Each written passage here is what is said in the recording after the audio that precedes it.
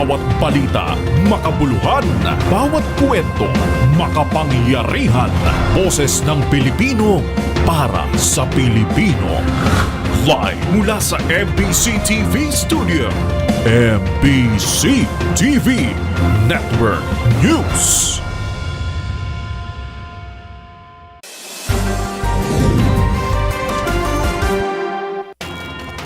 Pilipinas, una sa ating mga balita. Isasalang na sa immigration inquest ang 6 na Korean nationals at 15 Pilipino na inaresto sa umano'y illegal pogo hub sa isang hotel sa Pasay City. Ayon sa Presidential Anti-Organized Crime Commission o PAOK, dinala na ang mga ito sa custodial facility ng komisyon at magsasagawa sila ngayon ng case-build investigation para masampahan ng kasong kriminal. Posibleng maharap ang mga inaresto sa kasong paglabag sa Securities Regulation Code, illegal gambling in relation to RA 10-17-5, money laundering at Anti-Financial Accounting Scamming Act. Sinabi ng PAOK na pinaghuhuli ang mga suspect matapos maaktuhang nag-ooperate sa isang kwarto sa basement ng hotel. Nagugat ito sa mission order na inisyu ni Immigration Commissioner Joel Anthony Viado matapos makatanggap ng intel ang PAOK mula sa confidential informants na isang Korean group ang sangkot sa online gaming na ang target ay kanila ring mga kababayan. Bukod sa gaming operation, sangkot din umano ang mga ito sa game fixing at online scamming.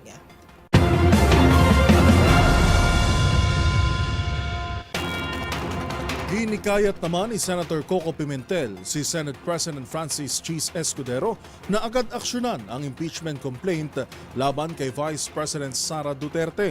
Alinsunod anya ito sa guidelines na nakabalangkas mismo sa ating saligang batas. Magbabalita si Raymond Dadpaas. Hindi na dapat patagalin pa ng Senado ang proseso ng impeachment laban kay Vice President Sara Duterte. Ito ang paniniwala ni Senate Minority Leader Aquilino Coco Pimentel III kasunod ng liham na kanyang ipinadala kay Senate President Francis Cheese Escudero. Binigyang din ni Pimentel sa kanyang liham na mandato ng Senado na agarang umakto sa natanggap na impeachment. Malinaw itong nakasaad sa Article 11, Section 3, Paragraph 4 ng ating saligang batas, ang salitang forthwith. Matapos itong lagda ng mahigit na 1/3 ng mga miyembro ng Kamara de Representantes. In case the verified complaint or resolution of impeachment is filed by at least 1/3 of all the members of the House of Representatives, the same shall constitute the articles of impeachment and trial by the Senate shall forthwith proceed. Nangangahulugan ito na dapat agad-agad kumilos ang Senado at ang pinaka-simpleng kahulugan nito ang dapat na intindihin. Ibinigay na halimbawa ang Webster Merriam Online Dictionary sa kahulugan ng forthwith na dapat ay without any delay, immediate, instantly, right away, right now, presently, promptly at iba pa. Inulit ni Pimentel ang kahilingan na bahagi ng trabaho ng Senado na umaksyon matapos matanggap ang impeachment laban kay Vice President Sara Duterte at huwag na itong ipagpaliban pa. Sa mga naunang panayam kay Senate President Cheese Escudero, binigyang katwiran ito na walang malinaw na paliwanag sa ating saligang batas kung ano ang ibig sabihin ng salitang forthwith. Kaya't maaring sa buwan na ng Hunyo ito pag-usapan sa Senado at ang impeachment trial ay pagkatapos na ng State of the Nation Address o SONA ni Pangulong Bongbong Marcos sa buwan ng Hulyo. Para sa MBC TV Network News, ito si Raymond Dadpaas ng DZRH sa Una sa Pilipinas, Una sa Pilipino.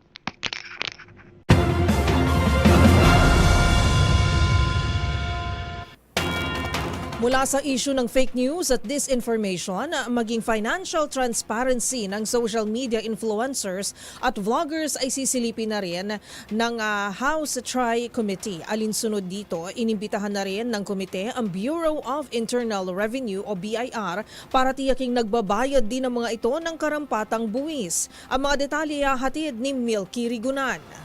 Bubusisiin ngayon sa hearing ng House Tri-Committee ang pagbabay ng buwis at pagkakaroon ng financial transparency ng social media influencers at vloggers. Kasama si BIR Commissioner Romeo Lumagi Jr. at miyembro ng kanyang grupo sa mga inimbitahan sa joint hearing ng House Committees on Public Order and Safety, Information and Communications Technology at Public Information na nag-iimbestiga sa paglaganap ng fake news sa mga online platform at kung tamang dinideklara na mga digital personalities ang kanilang kinikita.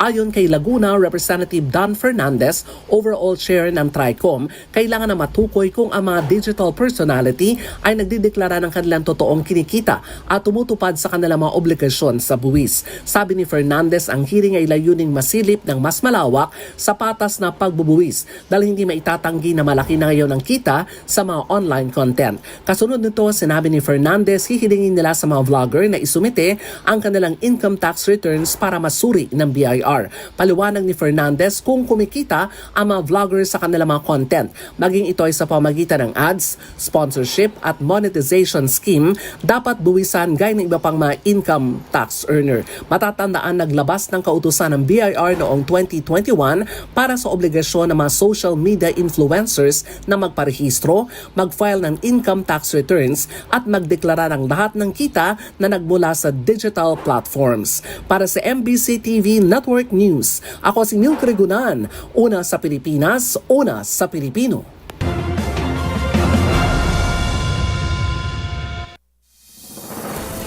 Abangan sa aming pagbabalik sa Bakit Ikaw DZRH Election Series, senatorial candidate na si Representative Franz Castro tinawag si VP Sara bilang modelo ng korupsyon. Sa MBC TV Sports Egypt, tinuldukan ng Doha International Cup hopes ng Gilas Pilipinas. At sa showbiz spotted Queen of All Media na si Chris Aquino, back to work na raw sa kabila ng problema sa kalusugan. Yan at marami pang iba dito sa MBC TV Network News.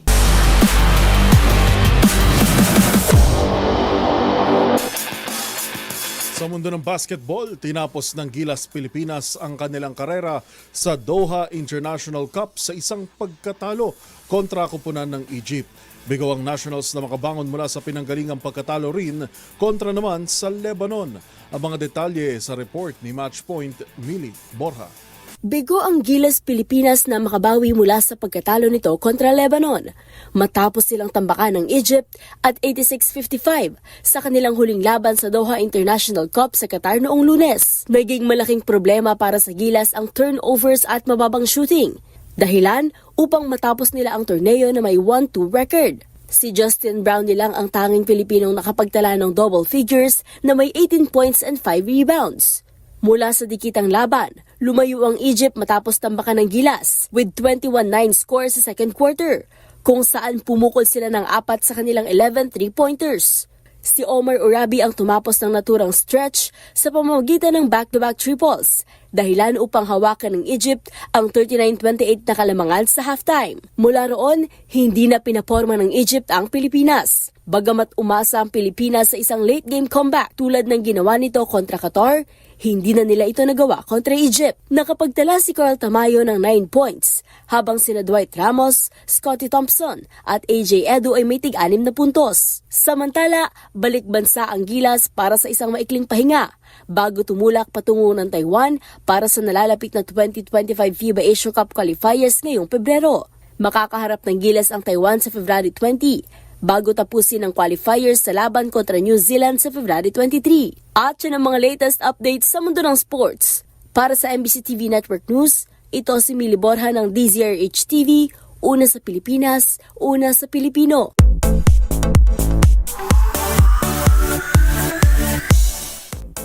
Sa mundo ng showbiz, kamakailan lang ay nagdiwang ng ika-54th na kaarawan si Queen of All Media, Chris Aquino. At para sa mga nakakamiss sa TV host actress, may magandang balita na ibinahagi ang kaibigan nito tungkol kay Chris.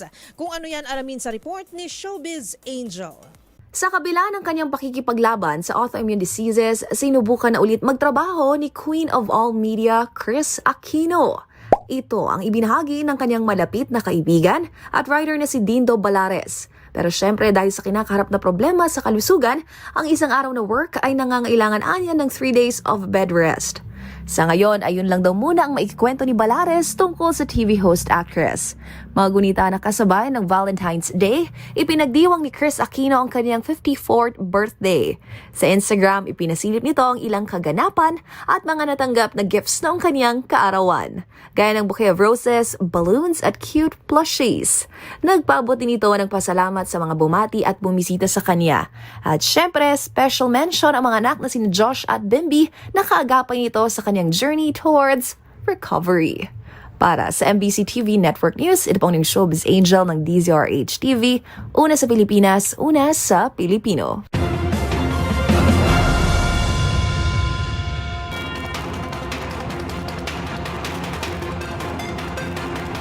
At yan na po mga nakalap naming balita ngayong araw ng Martes. Ito po si Yuel Reyes. At ako naman po si Karen Oyong. Magkita-kita tayong muli bukas, araw ng Miyerkules, para sa mga balitang makabuluhan, mga kwentong makapangyarihan. Hatid ang boses ng Pilipino para sa Pilipino. Ito ang MBC TV Network News. Una sa Pilipinas, una sa Pilipino.